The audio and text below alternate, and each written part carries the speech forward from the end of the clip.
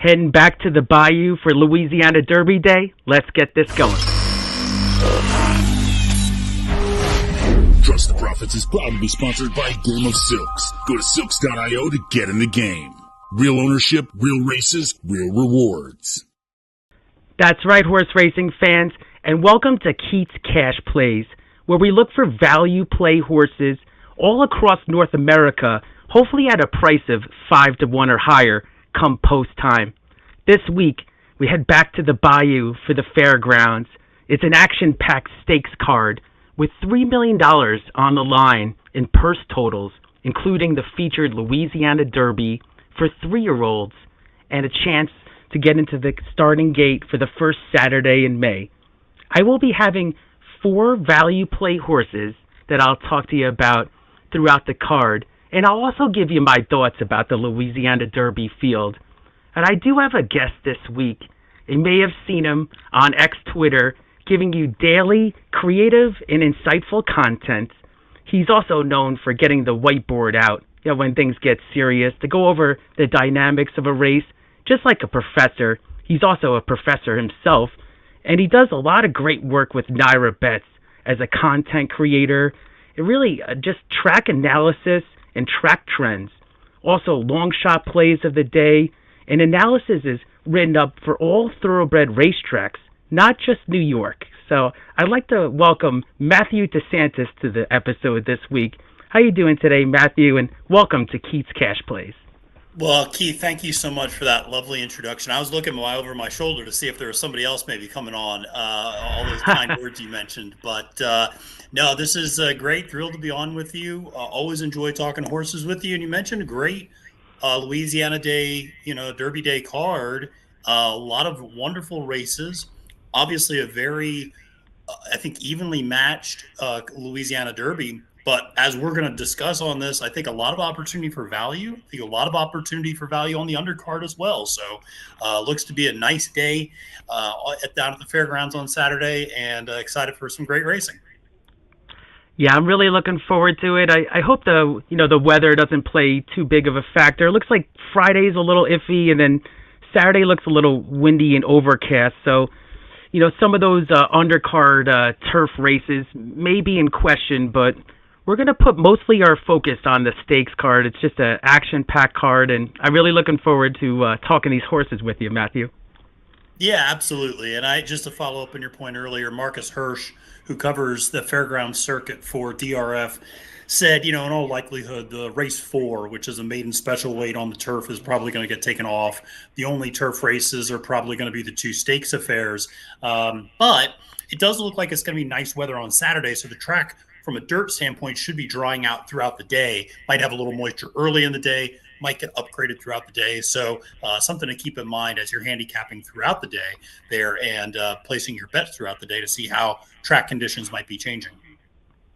Oh, yeah, for sure. And I know your weather app is like mine. It's just the history of all the racetracks that we visit, and especially, handicap and bet. So just a lot of fun that way. Got to definitely... Yeah, I mean, look at Oaklawn, look at Hot Springs, Arkansas, Ozone Park, New York, Arcadia, California, Hallandale Beach, Florida, Tampa Bay, New Orleans, Ben Salem, Pennsylvania for parks. I mean, I got my weather app just has loads and loads, and soon it'll be Lexington, Kentucky, and Louisville, Kentucky for Keeneland and Churchill Downs. So always keeping an eye on weather because it's a huge factor when it comes to handicapping and particularly the turf races. How horses handle a wet turf. A little bit of give in the ground. That's something that we talk a lot about with handicapping, and something that can be really pivotal to finding value. Yeah, that's a great point. And you actually see that in like Australia and some of the international tracks. They give like a rating of what the turf course is, if it's soft or, so it's just good to keep an eye on from a handicapping standpoint. Yeah, and I think one of the things, in North America, we so rarely run on soft going. We run on firm so oftentimes. And if it's anything but firm, we take it off. And so American horses are not as accustomed to running on soft ground, yielding ground. as international horses are. And so there's just, in a lot of cases, from a handicapping perspective, we don't maybe have the trend line data that you would see overseas. A lot of Good times when you point. see European horses come over, you see they've run on soft ground, they've run on good ground, they've run on, good to soft to yielding, the whole 9 yards. So yeah, it's a little bit different in the international game, and one of the reasons why their turf racing, I think, is a little bit better than ours. But days like this are fun, I think. When it adds another variable into the mix. Oh yeah, I totally agree. And so we're gonna actually be talking 4 horses. So we actually picked out 4 horses each throughout the card. Look forward to talking with you. And we actually had the morning lines come out today, and we did a great job. We got 5 to 1 or higher, trying to get these price plays in the trifecta. So good. And then we'll start it off with race 8 here, and we got it as far as the I'm looking at it. It's the Tom Benson Memorial Stakes, and a purse of $150,000 for mares 4 and up. And I know you have a horse you were interested in this race, Matthew. You could tell us about that. Yeah, so I really am intrigued by the number 4 horse, Watch This Birdie, 8 to 1 on the morning line.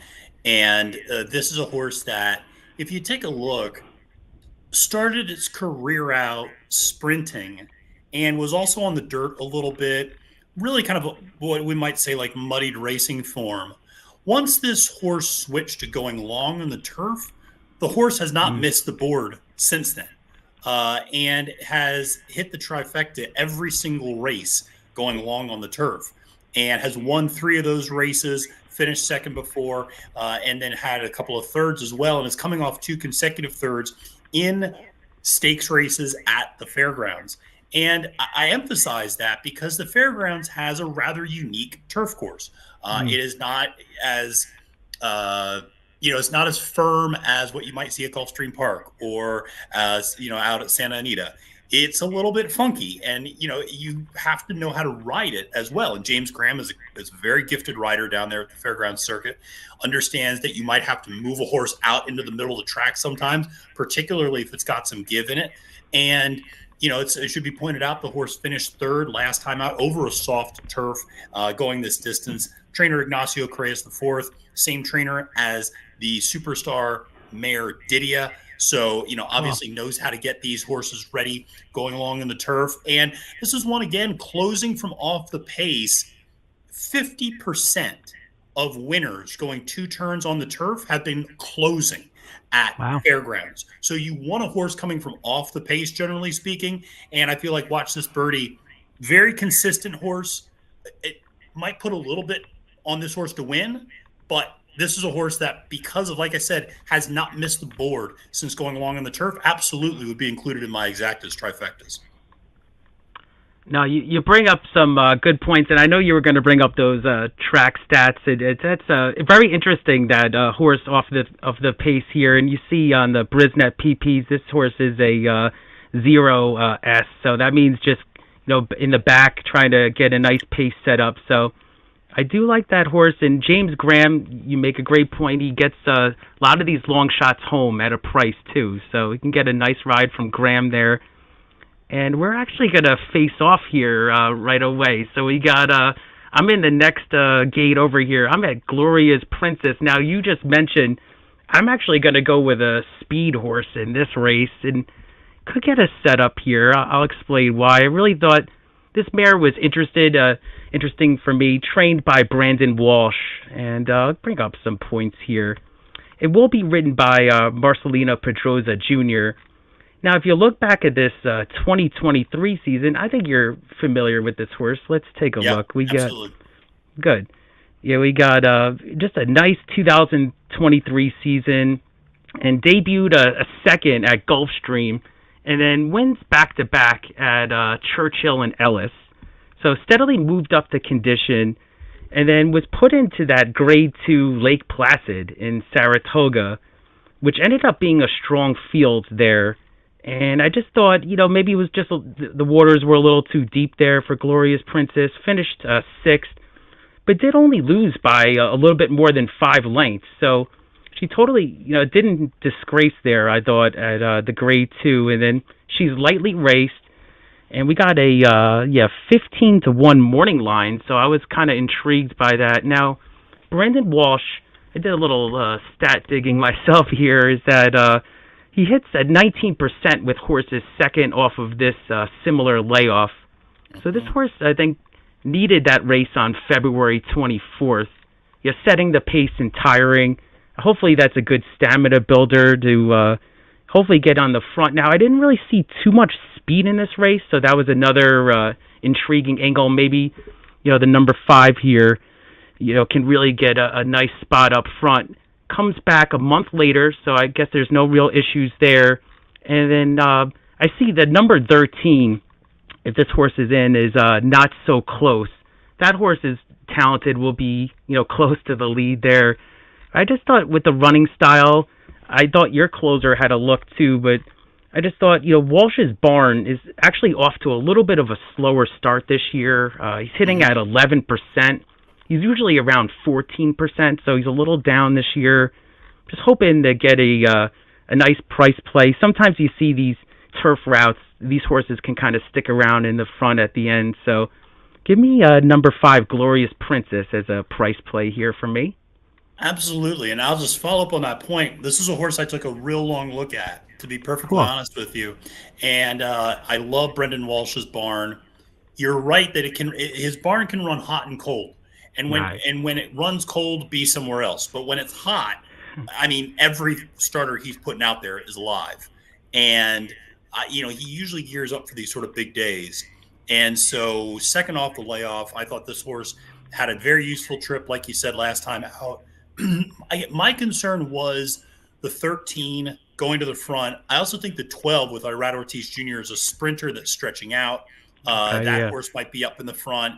I thought the one Chad Brown horse as well, Delahaye, might be wanting to be pretty close to the lead as well. And so I thought, I don't know if the pace is going to get hot necessarily, but I thought there could just be a fair amount of contention on the front end. But, I do think that this is a horse in Glorious Princess that has yet to run her best race in a lot of ways. And I like to attack horses like that. So, lightly raced, improving. I love that she ran still an 83 buyer that first race off the bench, and you'd expect to see another step forward. I see that, the Brisnet figures 81. You'd expect to see that next time out, an even more improved effort. And it's great to see her healthy again too. I mean, this is a horse that's got some some gaps between her starts, and so great to see her in that form. And at 15-1, I think absolutely worth a shot for sure. Yeah, very good points. And no, I agree. I thought 15-1. The morning lines came out today. I was hoping to get something in that range, so we'll see. This horse could get bet down a little bit, so we'll see. But I think, like you said, there's some other speed to the outside, so it should be a great race here for this race. So I'm really looking forward to it. Yeah, absolutely. All right, very good. So then we're actually going to go to, I think you have a horse this next race I just pulled up on my screen. This is race number 9, and you could tell us about Gasoline. Yeah, so the New Orleans Classic, going 1 1/8 on the dirt. And, this is another race where I feel like there's a fair amount of speed because you could look at the number 3, Touch Upon a Star, who looks like it's going to be entered in this race. I think you could look at Black Belt, another horse that's kind of stretching out that you figure is going to be up on the front end. Obviously, a horse like Super Cornito is probably going to want to be forward, and Best Actor is going to want to be forward as well. Right. So I was really looking for a horse that was going to track that pace and can come from off the pace a little bit, but still have good early tactical speed. And that was the number 2, Gasoline, 8-1 for Todd Pletcher. I think one of the more notable things is that he gets Johnny Velasquez aboard. And I just have I got a lot of faith in Velasquez in this sort of a ride where you want the horse to be forward, but not exactly on the lead. Get the horse to rate a little bit, relax. This horse, if you notice, it's really interesting. This horse had been showing a lot of early speed in its career early. And then really when it stepped up to that grade 2 Clark 3 races ago, suddenly stopped showing any early gate speed. and started to fall pretty far behind and never really was able to make up a lot of ground. It's not a horse that likes to pass a lot of other horses. And I thought and I kept coming back to this horse a lot of times in the Harlan Holiday, in the Mine Shaft. And if you notice, look at what happened last time. Johnny gets on board and suddenly the horse starts showing good gate speed again. And I don't think that's an accident. That Velasquez knows how to get good speed out of these horses. I think if this horse can sit third or fourth in this race, I think that's ideal. I don't know if the pace necessarily falls apart, but I think Velasquez can put this horse in a position where at the top of the stretch, some of those leaders might be a little bit worn out. Gasoline can make a move. And I also like that this horse broke its maiden going 9 furlongs, a mile and an eighth. So it can absolutely do the distance. It's been working out great for trainer Todd Pletcher. So at 8-1 on the morning line, a little bit interested in this one. And I think you're going to get better value here than right next door with Red Route 1, who's another closer. And, I said about the pace scenario, Red Route 1 is, 6-1 on the morning line and is a horse that tends to attract money. So I think that that's a horse that might not be able to maintain that morning line value, whereas Gasoline, maybe a little bit of a horse that could get overlooked in this spot, might maintain that value. And I feel like a very good horse to include in your verticals. And I'll be honest, I kind of like this horse a little bit up top too. No, great point. It's could get a nice trip from the 2 posts there. Yeah, I did look at Red Route 1 pretty seriously for considering my play, but you bring up a great point. This horse has had a great following and, just could get bet down and, has had that closing kick. From the 1 post, I was a little concerned about that trip there. So I do like Gasoline as a price, and Johnny V got that speed out of the horse last time, so that's a great point to really could get a nice trip here and get into the trifecta as a price. Yeah, and I think, the point about Red Route 1 is he's going to get the right pace set up, I think, and he should like the mile and an eighth. I mean, he's traditionally done well at that distance. You bring up an interesting point about the rail, because in some ways, when you have a horse like Red Route 1, it almost doesn't matter where he's posted because he's going to be in the back of the pack no matter what. So it's like, okay, so you get shuffled back. Like, okay, it's not the end of the world. That's kind of where he does his best running. He's a horse that always seems to come up a little short. I mean, he hasn't won since last year's West Virginia Derby, if I'm not mistaken. So, he hits the board a lot. But again, if you're looking for the difference between 6-1, 8-1, and you probably won't get 6-1, I'll lean towards the better price. No, I totally agree with you. You're going to get a better price on Gasoline, and good luck on that play. I like it for race 9, and be good. Let's take a look now. We actually have we agreed on a price for the next race, so it's actually first time ever I've had a guess where we've kind of matched up here, and really was intrigued by Adamo. Am I saying that right? Adamo. Great. No, I really thought this horse was interesting, and it's funny that we lined up. Really thought, this is the Grade 2 Muniz Memorial Classic for a purse of $300,000. You got some great purses here this day, and we're going 9 furlongs on the turf, and I just really thought that this horse had a big look. Now, I know we're going to kind of share points on this. Coming out of 9 straight Grade 1 races, which is very impressive. Now, it takes the step down to Grade 2 competition here. And when was the last time you saw with Chad Brown getting 12-1 with Tyler Gaffalione? I just thought, this class alone, this horse kind of stood out. I thought the 12-1 morning line was high. And this horse is training very well at Payson Park leading up for this race. You get Lasix added here, so I thought that was interesting too. And just the experience. This horse has just experience going all different distances, so that was something that intrigued me. I like the versatility here from the rail. I like that. And I think the number 2, I was going to bring up a point about this horse, Strong Quality. I think this horse is going to try to wire the field again, just like he tried in the Grade 3 Fairgrounds. Very close second there. So that could actually open up things a little bit even easier from the 1 post, I thought. He had a nice workout on March 16th, and I just thought it was very just jumped off the page for me, the class, and this is the Grade 2, so I'm sure you probably share some of my points there. What did you think, Matthew? Yeah, I completely agree. I mean, I was really surprised by the morning line, and I would. Yep. This is an instance where I think if you get 8-1, 7-1, heck, even 6-1, you should probably be pretty happy. Because I'd imagine this horse will take a lot of money because of Chad Brown and Tyler Gaffleon alone. Now, obviously, you have his stablemate. I'm very busy in this race on the far outside. And that's going to be a little bit more of a challenging trip to try to figure out kind of how to navigate over from that far outside post. But, when it comes to Adamo, you brought up a lot of good points. This horse has just consistently knocked heads with the best horses in the world, from Auguste Rodin up to the Mark, Nation's Pride, Set Piece, Warlike Goddess, Gufo. I mean, this horse goes up against everybody. And I actually think this horse will benefit from going 1.1 miles rather than the more marathon distance of 1.5 miles. I think you're getting the right sort of setup. I think this horse is second back from a layoff as well, which I like. And the horse has traditionally taken a step forward second back every single time and has handled off turf conditions. If you look, when this horse was actually in Europe, won over a soft ground over in Europe. So can handle that sort of off conditions and softer going. And I just thought at 12-1 presented outstanding value. And you bring up an interesting point about strong quality. Going to try to wire the field. That's what that horse does.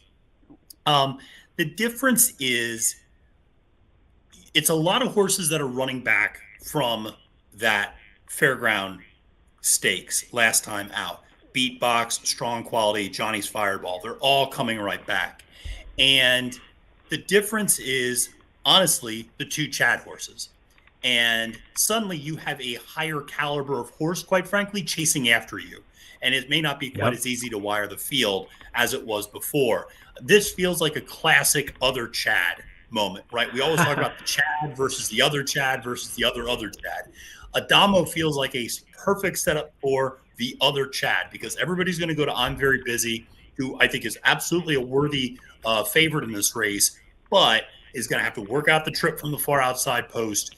And I just think Adamo is kind of set up to have a really nice run here. Love the morning line price, and quite frankly, would like the horse even at about half this price. So I think you'll be able to get that come post time. Yeah, I was shocked with that morning line. I thought, I agree with you. I thought it was going to be like 6-1, 8-1 range at most. So I'll take that. I agree. I think this horse is going to get bet down, and we'll see. I mean, it's going to be a great race. I'm really looking forward to the action-packed. These fields are gigantic, and the purse money. Yeah. So we got the big connections here. Now we do have the Jeff Ruby Stakes at Turfway the same day. So it's been some musical chairs with the horses and the connections, trying to decide which ones they're going with. And I made some adjustments to my plays even today with that news. So I'm really looking forward to that too. No, that was. Yeah, that was, you're right, a lot of musical chairs and a lot of having to update, Twitter X constantly to, see what the latest is. So, this should be a great race, though. And the other horse I'll just very quickly mention is number 3, Webslinger, 9-2 in the morning line. And that's a horse that I just wanted to mention very quickly because it's a horse that I think people always want to try to look to. And I will be honest with you, that's a horse that just finds trouble like a magnet. I mean, I've never seen a horse. That's not true. I've seen other horses like this before as well. But this horse has an incredible knack to find the worst possible trip. And just every time out, you go, well, there's an excuse. Next time's going to be the time. And the next time he gets checked up coming in the stretch, or he goes 8 wide, or he, whatever, or he's pinched in tight on the rail. It just is always something with that horse. And as much as I like him and as gifted as a rider as Flavien Prat is, I just, that was another reason I kind of went to Adamo. It's just because I always have a hard time trusting Webslinger because I've tried to trust him in the past, and he just always seems to give himself the worst possible trip. Yeah, it's just you keep on going, back to the well, and it's you're just hoping that's the day. But some of these horses sometimes they find that unfortunately they find that trouble trip like you said. So 9-2 morning line if you wanted to take a shot at that again with Flavien aboard, interesting horse, and I wouldn't talk you off that horse. So. All right, very good. So we got that covered. Now I do have a horse I wanted to share with you, the Oaks, the Fairgrounds Oaks here. So this is a shorter field, so let's take a look at this a little bit further here for you. All right, let's take a look here. Now we got, VV's Dream. Now this is a Kenny McPeak horse. Now I just thought this horse was interesting. Now this is a Fairgrounds Oaks with a purse of $400,000. This is the Grade 2, before the big Louisiana Derby. And I just thought that this horse was interesting at an 8-1 morning line. Now we got it's Kenny McPeak. Now I looked at this. This is for Kenny McPeak and ridden by Brian Hernandez Jr. I'm not sure if anybody has more horses entered on Saturday than Kenny. He's actually got 15. I counted them, 15 across Oaklawn, Fairgrounds, and Turfway. So 15 in the barn running. I just thought she was interesting. Now, she was the betting favorite in 5 consecutive races here. So there was talent here, and she won 2 of those races. Last ran in the Rachel Alexander, as you remember, and then I think she just needed that race off of the layoff. So let's take a look a little further at the PPs here. And I just thought comes back with a nice workout. So let's look at that here for you. Yeah, it comes back on 18th just the other day with a nice 3 out of 42. And that was, just a nice one that kind of jumped off the page for me there. And just a nice workout pattern. So we got that workout. We had March 3rd, March 10th, March 16th. So this horse is going well. I like the 5 furlong workouts. And at this distance, she's 2 out of 3 in the money and finishes, I just thought overall, it was just something I thought that sometimes McPeak can kind of step up with a price here in some of these kind of races. And McPeak actually hits at 17%, second off of the layoff. And I know that she beat the Grade 3, the Pocahontas, back in September at Churchill, and still looking to beat that Grade 2. So this is the moment, hopefully, for me to kind of get a big piece of this. Now, she's never been worse than 5th in her career, and just thought she's had talent. Now, you do have a bunch of other, obviously, big contenders here. So you got let's go to number 5 here real quick. This is Tarifa, is a very talented horse for Godolphin with Flavian aboard. And then we're going to look at Introctigate. Let's see here. I'll pull this horse up here. Intricate, yeah. Oh, Intricate. Thank you. Yeah, number 6. Yeah, it's for Tyler and Brandon Walsh. These 2 horses are going to be pretty tough to beat. What did you think about these 2? Did you kind of prefer one over the other, or? Yeah, I think Tarifa certainly looks very tough. Brad Cox has had really a stretch of very good fillies the last couple of years, and she looks to be another one in those, and certainly has very strong tactical speed, and she was one that really got bet down pretty heavily in that Rachel Alexander that you brought up earlier. Intricate's another really nice horse. We already talked about Brendan's Barn. I think both those horses certainly look to be pretty serious and improving horses. That said, I think you're right about Vivi's Dream having the ability to take a step forward. Because if you notice, this horse starts off her career running fantastically and has caught nothing but fast tracks. What happens the last 2 times? Sloppy sealed tracks. Yep. And all of a sudden, she's not running as well.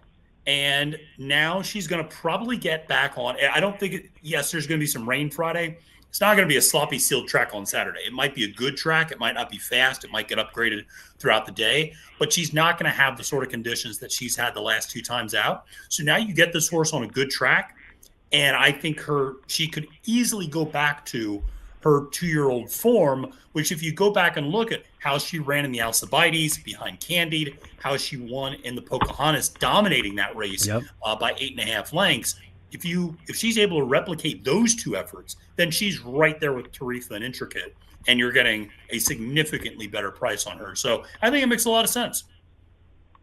Yeah, no, I agree. No, I think it could be a step forward and kind of a shorter field, but I think that there's potential here at the 8-1 morning line. And, you got Brian Hernandez who's doing well at 18% right now as a jockey. So give me VV's Dream as a cash play here for me. And We do have the big Louisiana Derby we're going to talk about next with you. So we'll pull up the nice graphic that was put together by Trusted Profits and Game of Silk. So we have a little bit more clarity on who's going to be running and who's, because we had a couple of horses cross-entered. Triple Espresso is going to be running in the Jeff Ruby Stakes, and Agate Road is actually going to be here in the Louisiana Derby. So thought it was an interesting field. What were your initial thoughts about this big race? Yeah, I think it's a really interesting field. Obviously, a lot of horses coming back from running in the Risen Star, the last Fairgrounds prep race. And I do think the addition of Agate Road, and I think the addition of Antiquarian, who I'll talk about, I think Tuscan Gold for Chad Brown. I mean, there's a lot of interesting horses, even Kenny McPeak bringing in Common Defense. So there's some interesting dynamics in this race. I think it's a very evenly matched race in a lot of ways. I think the pace scenario is going to be really fascinating as well, because I'll talk about it a little bit more when I talk about my pick in this race. But I think it could be a situation where you could have speed being favored on the front end.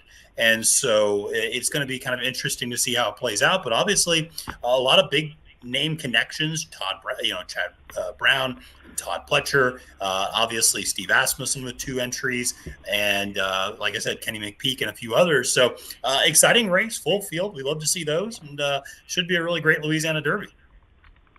Yeah, I'm really looking forward to it, and it's interesting because with today's news of Agate Road, I really thought that this horse actually had a look, and with the added distance that he's going to get now in the Louisiana Derby. So we'll pull up some information here for you. So let's take a look. I'll start it off, I guess, with Agate Road. I really thought, this horse, you remember, he ran in the Sam F. Davis, finished well, and just thought that was interesting decision today, from Todd Pletcher and the connections, pointing this son of Quality Road to the Louisiana Derby. And I just thought, I've always had my eye on this horse. I just thought it was an interesting road now to the Kentucky Derby, because this horse was in turf routes, at Naira, you remember well. And then maybe the connections just made some kind of decision that maybe they think that the horse is, better off on the dirt. And what did you think of that? Have you seen a horse maybe in the past couple of years that has kind of taken this path at all, from the turf to the dirt?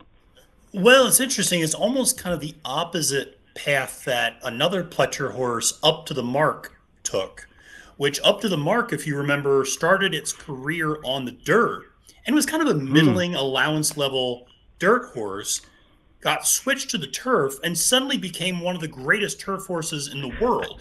And it just made you go, why was this horse ever on the dirt in the first place? He almost felt robbed of that horse's brilliance on the turf, because it spent the first 6 or 7 races of his career on the dirt. So, Agate Road is a little bit interesting too, because Pletcher usually has the reputation of starting horses on the dirt, trying to get them into the Derby for their ownership connections. And then when that doesn't work, okay, let's go back. And now this horse really is supposed to be on the turf. You saw that with a horse like Emmanuel a couple of years ago. It's interesting to see this reversal trend here with Agate Road, who ran first time out on dirt in a race that was supposed to be on the turf, but was taken off. And, obviously showed a lot of talent and has a tremendous turn of foot. This horse can fly late.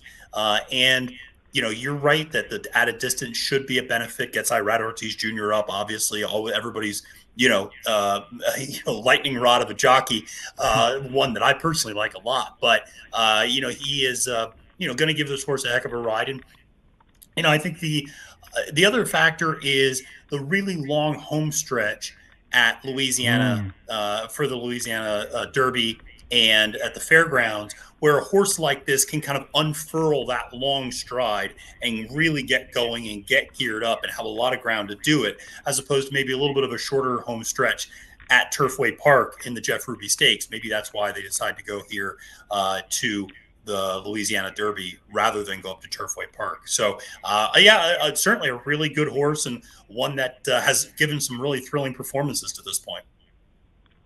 Yeah, no, I agree. Now, they always say, the synthetic is a couple people I think on horse racing Twitter were a little surprised with the decision because of the whole synthetic to the turf relationship, but I think the added distance. I think the Jeff Ruby is what it's 9 furlongs, and then this is 9.5. Okay. Right. Yeah, so I thought the added distance. Yeah, I looked up as Rapoli and Elias Stables, so they must have obviously worked with Todd with this decision. And yeah, I just thought, third off of the layoff angle here for Agate Road, and has been training very well at Palm Beach Downs, the local training there. And then I just thought the workout, let's look at some of these workouts here. Now, we had a workout on March 8th going 5 furlongs, which I did like. And then the only out of the money finish for this horse was actually at the Breeders' Cup Juvenile Turf. Even that day, if you watch the replay, Agate Road was brushed and still managed 5th place. I know that was on the turf, but these horses, it could be even another move forward here. And this is 9.5 furlongs, so I think that was a big factor in the decision. And I just thought, me picking a cash play with Pletcher and Irad, I thought that was a little, maybe oxymoron, but this is a wide open field. I think that you could still, maybe this horse could get bet down a little bit, but I think you're still going to hopefully get at least 5-1 or higher. So give me Agate Road. I just thought with the news today, now I was interested, my original look was at Hall of Fame. I thought this horse was interesting. Now you draw the rail a little bit, and it's going to be an interesting pace scenario because you got Track Phantom, who's probably going to try to go, obviously to the lead from the outside. And Hall of Fame, this horse was actually bet down to 3.5-1 last time. So, I just thought could be a price potential too. So it's going to be interesting betting board, I thought, for Hall of Fame to see what happens. Yeah, I agree. I mean, Hall of Fame's an interesting horse. And I think the question that you have with a horse like that is he a product of Lasix? Because if you look at one big effort in the maiden race, had Lasix. The other two efforts, which looked rather pedestrian, no Lasix. Well, we're not getting Lasix again here. Now, I think that the scratch of Triple Espresso is going to force the hand of Ricardo Santana Jr. He's got to go from that inside rail, you would imagine. The interesting part, though, is what Steve decides to do with Track Phantom. Because we should point out, Steve Asmussen has both Track Phantom and Hall of Fame. Now, he's not going to want these two to duel each other up front and wear each other out. So I think the plan, I would imagine, if I had to guess, is to get Hall of Fame out of that one hole and up on the lead, and to do what he did 2 years ago with Epicenter in this exact same race, when Epicenter had been a horse that went gate to wire, and he intentionally used the Louisiana Derby as an opportunity for Epicenter to learn how to rate more effectively. Right. And he had Epicenter sit third in that race before going on to win.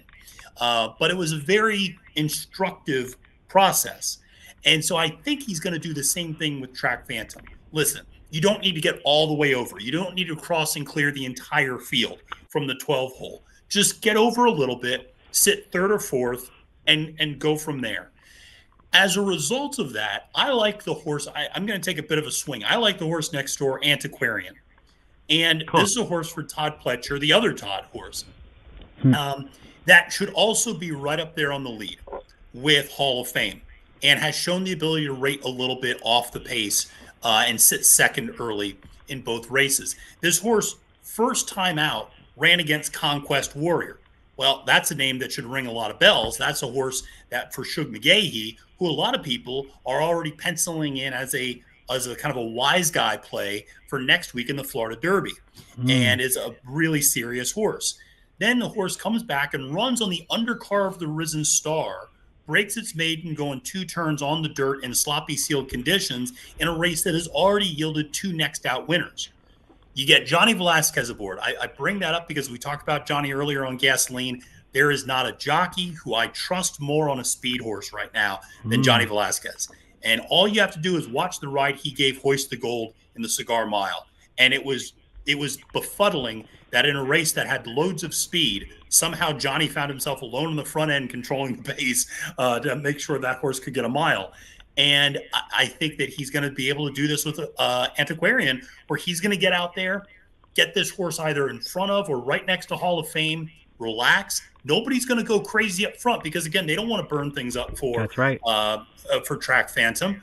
And here's the other thing. Since this race has been stretched out to 9.5 furlongs, which happened back in 2020, 3 of the 4 winners of this race have been gate to wire. The other winner was Epicenter, who tracked a length and a half off the pace. In other words, you want to be forward. And that was one of the big issues that I just had with a horse like Agate Road having to come from way off the pace. Right. Obviously, we saw Sierra Leone do it in the Risen Star.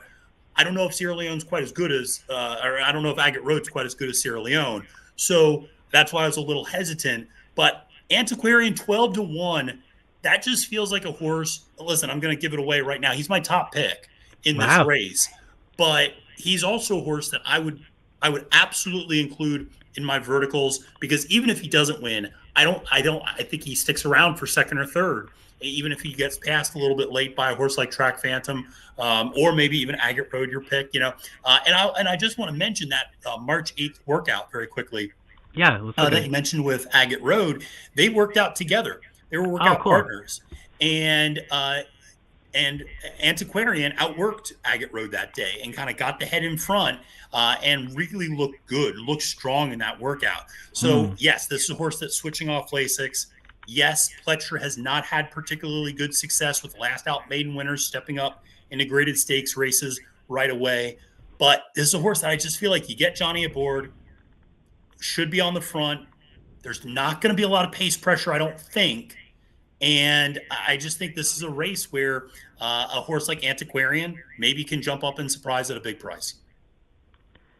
You bring up a lot of great points, and I just thought it was, this field again for the Louisiana Derby. I just thought, it was a good get a good trip there. In Johnny V, we've seen it. We even saw it in the Kentucky Derby. He just can get that front speed of a horse and with Medina Spirit and just, surprise and shock the world. So we've seen it before. And I think, it's a race where, listen, if you like Track Phantom, I get it. He's 3-1 in a 12-horse field. I can't say that I love that sort of value for a horse that's basically run the same race the last 4 times out. If you look at those speed figures, 88, 89, 90, 89, I mean, he's not really progressing necessarily from one race to the next. That said, he's very professional. He tries hard every single time he runs his race. There's a lot to like, but I do feel like this is a race where it's worthwhile taking a shot. You're taking a shot with Agate Road. I'm taking a shot with Antiquarian. I think people are going to probably take a shot with a horse like Hall of Fame. I think a horse like Honor Marie has an opportunity to take another step forward as well. So, even a horse like Real Men Violin at 20-1 for Kenny McPeak is another horse that I wouldn't be shocked if that horse jumped up and surprised. So I think this is an opportunity to take a swing in this race, for the folks listening out there. So I think it's a pretty wide open field. Oh, yeah, it's going to be a great race. I agree. I guess it seems like Track Phantom always draws that outside post, so just kind of got that post again, and we'll see. It's going to be a very interesting pace scenario, so I'm really looking forward to it. It's going to be a good betting race, I think, too. I think so as well. Yeah, absolutely. All right, great, everybody. And then just to review, this is Keith's Cash Plays. I really appreciate you, Matthew, for joining me. It's been a pleasure having you on, and always enjoy your follow on X, Twitter, and just all the insight and just the daily content that you put out. You must be loving it, right? Just daily putting out. And this isn't just Naira, folks. This is just all the tracks that he puts analysis, and it's worth reading it. He really puts a lot of work into it. Well, I appreciate that, Keith. That's very nice of you to say. And I do put a lot of work in, obviously. And yeah, that's one of the things. I think there's a misperception somehow that Naira Bets is just about Naira, and it is not. We obviously we're up here, we're stationed in New York, and it's great to be at the track every day and at Aqueduct and at Saratoga over the summer. We're excited about the new Belmont Park that's getting constructed for 2026. But, we at Naira Bets, we cover races across the country and across the world. There's a lot of great resources on our website. You mentioned the Long Shot of the Day blog that I have up every day. We got a horse running at Turfway Park tonight that I was a little interested in. obviously graded stakes analysis, full field analysis of all of these Kentucky Derby prep races, and just like I said, a slew of different track stats for Oaklawn, Aqueduct, Santa Anita, Gulfstream Park, and at Tampa Bay Downs. And obviously that's going to shift with the calendar as the championship meet ends, as Oaklawn kind of starts to wind down a little bit. Tampa starts to wind down. We're going to have Keeneland, Churchill Downs. We're going to have some of those other tracks up there on Track Stats as well. So appreciate you having me on, Keith. It's always a lot of fun talking to you. I'm absolutely going to be using VV's Dream a little bit in the undercard on the Louisiana Derby Day. So yeah, excited about that one. And just thank you again for having me. Really appreciate it. I appreciate you coming on, and just remind everybody, I'm sure they're familiar with you, but just remind everybody your handle on X Twitter and where they can find you. Yeah, absolutely. You can find me on Twitter at the handle @FailledToMenace, which is my favorite running line in all of horse racing. And obviously, if you go to Naira Bets or NairaBets.com, you can get all of my content there under handicapping and expert analysis. I appreciate you again, Matthew, for joining on. It's a pleasure having you on, and thank you, everybody, for tuning in to Keith's Cash Plays. I'm every stride on X Twitter, and appreciate everybody's support. And thank you again, and keep cashing those tickets and keep it moving. Good luck this weekend, everybody.